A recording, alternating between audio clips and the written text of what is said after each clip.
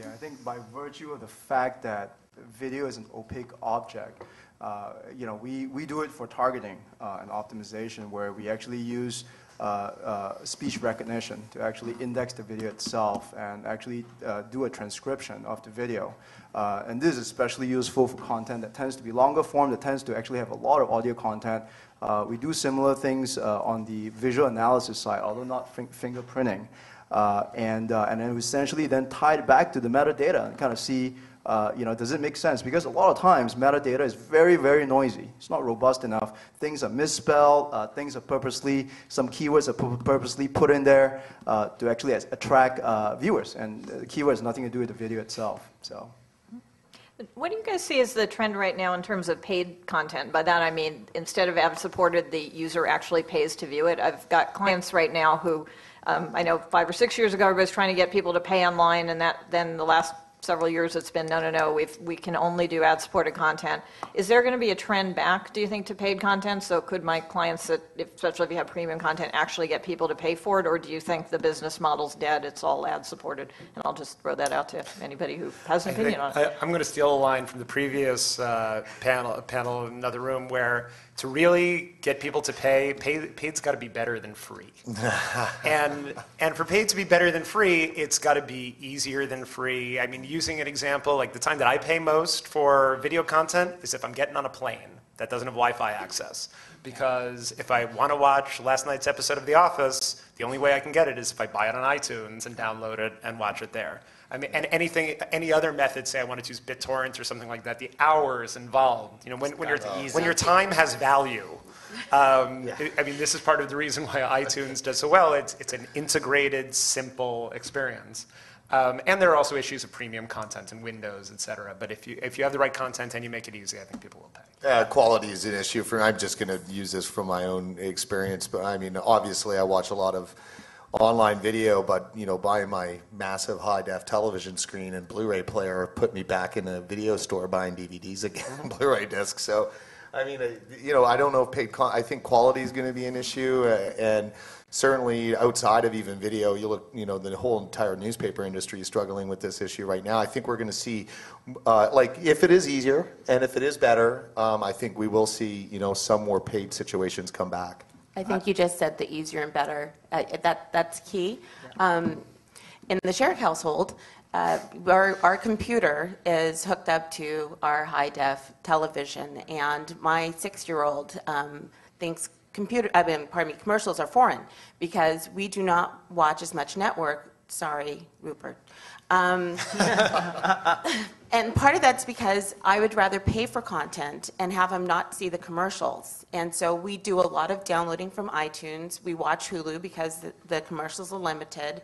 And he understands that model. So I am basically raising a consumer that is going to have much different purchase behavior than me. So the idea of me buying 100 cable channels, of which I might watch 3, will actually be I'll buy those 3 channels and watch them from online. Yeah. Yeah. The one thing we haven't talked about on this panel is branded content, and that was brought up at the last panel. And I think it's significant dollars. We're certainly seeing it. We've got the ability to take that branded content and hotspot it, add additional information, making that content interactive, so you can find exactly what's in that video when. But there's a lot of dollars being thrown at branded content. Which is another way to fund. Yeah, for us, we support ad serving, we support ad networks, we're testing actually with a subset of our partners subscription and pay-per-stream. And we're finding that form factor is also very important. So in Europe, we ran an experiment with Bebo where basically shows that people on mobile devices that are consuming video are actually pretty willing to pay for a piece of content using the payment mechanism on their mobile devices. So I think that's another piece. Like on your big screen TV, you're probably going to be okay watching some ads possibly if it's serial content because you're used to just sitting back and kind of taking it all in. But when you're in a hurry and you just kind of want to get to the content that you want to watch, I think you'd be willing to pay. So. There seems to be room for a paid model, but perhaps not in the way that we expected, or perhaps less room. I mean, obviously the iTunes models work, but not the $2 to watch, but perhaps the NPR or PBS model, where because people, have a strong affinity for the content, want to commit and contribute monetarily to support that content. So I would suggest, based on that hurdle, it's a pretty high bar to hit on any sort of scale, but it is hittable. Great. Let's have one wrap-up question for everybody, and then we'll open up the floor to audience questions. I think I mentioned that 18 months ago, everybody was talking about ad networks on the panel. I'm curious, what do you think, maybe we won't look ahead 18 months, but six months from now when we're all back at Digital Hollywood Fall, what do you think is the trend that everyone will be talking about of what's happened in the advertising space and video advertising over the last 6 months? And maybe we can start off with Matt, and then anybody can jump in and throw in what they think the trend will be.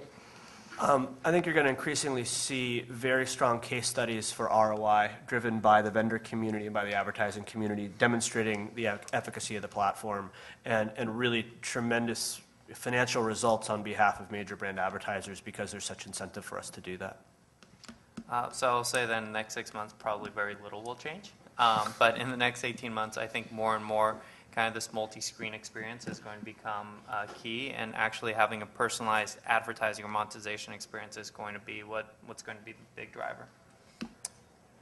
Yeah, I think as you take the friction out of the business and make it easier for all parties and are able to make it a more compelling experience for consumers, you're going to see video advertising that's more seamless, that drives engagement, and that's hopefully more appealing for advertisers to shift more of their dollars over. I think in the next 6 to 12 months, I think you'll see a lot of companies experiment with clickable or interactive video. I think there's a real interest in seeing, as much as we talked about CPM, people want to see what that engagement layer is and how people are going to engage with video and what they're willing to do. So I think we're certainly seeing our kind of interest pick up. I'm sure you guys are as well in the clickable space. I think people are going to experiment with it a lot in the next little while and really try to find a model that works that's not pre-roll. I mean, I totally agree. I mean, I know self-interest for both of our companies. companies. Yeah, for sure. But I mean, definitely, obviously, with not sharing too much insight, but of course, I think you're going to see a lot more interactive, clickable video out there. I know because we're rolling it out, and I'm certain that you are too. I think it's important, just on that note, that rising tides do raise all boats, and it's great to be up here with other guys doing the same thing. So I think the more that we're out there advocating high engagement, I think the better. So that's certainly what I see in the next 6 months. I think as the online video consumption gets bigger and the buy and the sell side gets more liquid, the sort of in my mind, the elephant in the room, which is video targeting, it's only going to get bigger. I think in 6 to 18 months, that's going to get more and more important. And as we see more and more demands, to some of the panelists' comments in terms of ROI, in terms of measurability, in terms of what am I getting for each dollar I'm putting in as an advertiser. I'm hoping you guys stay true to your word.